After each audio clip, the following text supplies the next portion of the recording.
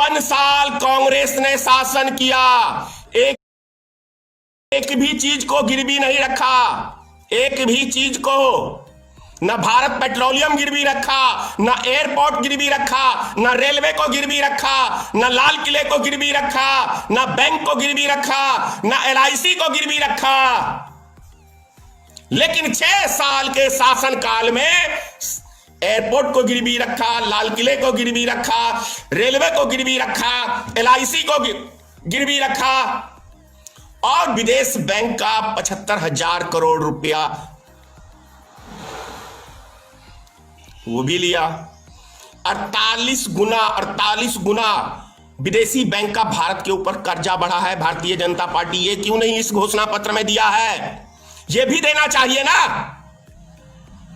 आखिर डॉलर के मुकाबले रुपया कितना हमारा कमजोर हुआ है इस 6 साल के अंदर। जो मोदी जी कहते थे अपने शासन काल के अंदर कि कांग्रेस के टाइम में कि रुपया एक देश की ताकत है, रुपया कमजोर मतलब देश कमजोर।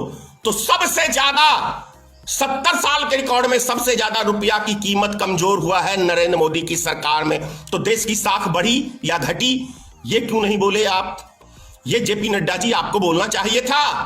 देश, एक बात याद कर लो, आज कहोगे तो स्टाम्प पेपर पे मार के दे दूंगा कि जब मोदी 4 साल अभी और हैं, लेकिन इस 4 साल में जो भारत देश कंगला होगा या हो गया है वो आने वाले 50 साल में भी भारत संभलेगा नहीं। खुल के कह रहा हूं, 50 साल में भी नहीं संभलेगा।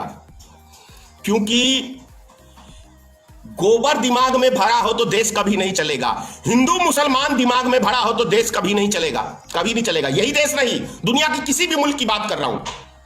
जिस देश के राजा के दिमाग में नफरत भरी हो वो देश कभी तरक्की नहीं कर सकता है, चाहे वो कोई दुनिया का मुल्क हो। राजा का काम है पूरी प्रजा को, हर एक जाति धर्म के लोगों को साथ में लेके चलना, लेकिन वो नरेंद्र मोदी में गुण नहीं है। गुजरात का 2002 का दंगा 1.5 महीने तक होता रह गया और मोदी जी डेली जश्न मनाते रह गए। मैंने उसी दिन मोदी के चाल चरित्र सभी चीज को भाप लिया था कि यह व्यक्ति देश के लिए एक बहुत बड़ा खतरा और बहुत बड़ा घातक व्यक्ति है। और आज इसका प्रमाण भी आपको इस देश की जनता को मिल चुका है कि देखो गरीब मजदूर भूख प्यास से पैदल चल के मर रहे हैं, लेकिन एक भी लफ्ज 20 लाख करोड़ की घोषणा करी, लेकिन यह नहीं कहा नरेंद्र मोदी जी ने कि जितने भी गरीब मजदूर हैं वो वहीं पे रहे इस लॉकडाउन के अंदर, उनके खाने पीने का जितना खा सके वो उसकी व्यवस्था हम करेंगे। ये सरकार यदि घोषणा कर देती तो आज जो 1,60,000 आदमी कोरोना वायरस की चपेट में आ चुके हैं ये नहीं आते। 1,60,000 की 1,70,000 हो गया आज, ये नहीं होता। देश के नागरिक को भारतीय जनता पार्टी के लोग कीड़े मकोड़े समझते हैं, कीड़े मकोड़े रेंगने वाले पिल्लू समझते हैं ना, पिल्लू वो समझते हैं, क्योंकि पिल्लू की तरह ही लोग आज पैदल चल रहे हैं, ऐसे ऐसे रेंग रेंग के।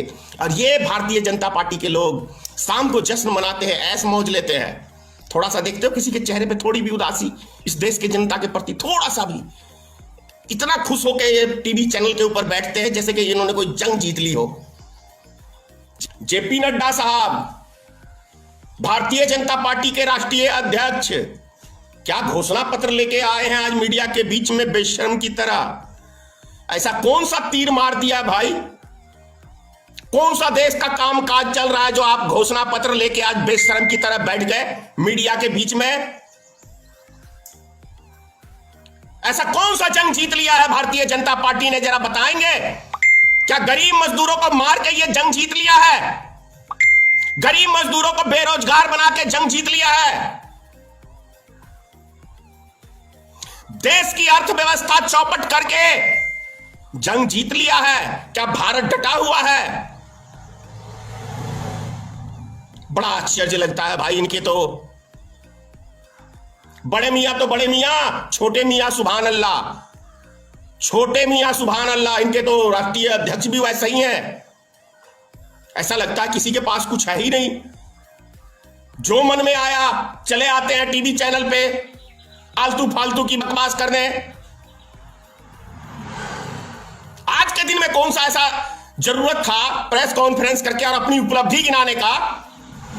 क्या यह उपलब्धि में लिखा कि हमने इस एक साल के अंदर पूरे देश के अंदर एक बड़ा प्रदर्शन हुआ था एनआरसी के खिलाफ, सीएए के खिलाफ और एनपीआर के खिलाफ? यह भी क्या आपने घोषणा पत्र में क्यों नहीं कहा कि पूरे देश की जनता रोड पे आ गई थी? यह भी बोलना चाहिए ना। यह भी बोलना चाहिए था कि आसाम के अंदर 19 लाख आदमी की नागरिकता हमने ली थी, हमने। यह देना चाहिए था। यह क्यों नहीं दिया आपने? यह क्यों नहीं दिया कि पीएनबी घोटाला हुआ था हमारे शासनकाल में, हमने जो घोटालेबाज थे देश के उन सब के लोन ऋण माफ कर दिए? यह भी घोषणा पत्र में देना चाहिए था ना। यह भी घोषणा पत्र में देना चाहिए था कि हमारे मोदी जी ने 2 करोड़ प्रत्येक साल नौजवानों को रोजगार देने का वादा किया था, जो हम विफल हो गए। यह भी घोषणा पत्र में आज देना चाहिए था कि विदेश से हम काला धन 100 दिन के अंदर लाएंगे, जिसमें हम विफल हो गए। यह भी घोषणा पत्र में देना चाहिए था कि हमारी सरकार बनेगी तो किसानों की आय हम दुगुनी कर देंगे, जिसमें यह भी देना चाहिए था कि देश की रेलवे हमारी आन बान शान है, जिसको हमने बेचने का एक रिकॉर्ड कायम किया है। एयरपोर्ट को बेचा, अपनी उपलब्धि में यह सब भी देना चाहिए। एलआईसी को बेचा,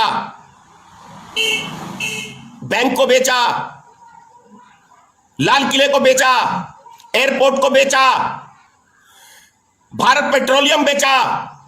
यह सब उपलब्धियां क्यों नहीं देश की जनता को बताते अपने घोषणा पत्र के अंदर? यह उपलब्धियां जरूरी है कि आपके शासनकाल में देश की कौन कौन सी संपत्ति को आपने प्राइवेट हाथों में दिया है।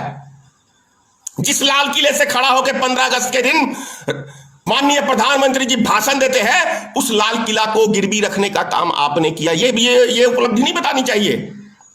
ऐसी उपलब्धियां बतानी चाहिए कि आपने कौन कौन से महान कार्य इस समय में किए हैं। आज देश का एक एक कारखाना बंद है, यह उपलब्धि नहीं बताओगे? यह भी उपलब्धि बतानी चाहिए। गजब हाल है भाई।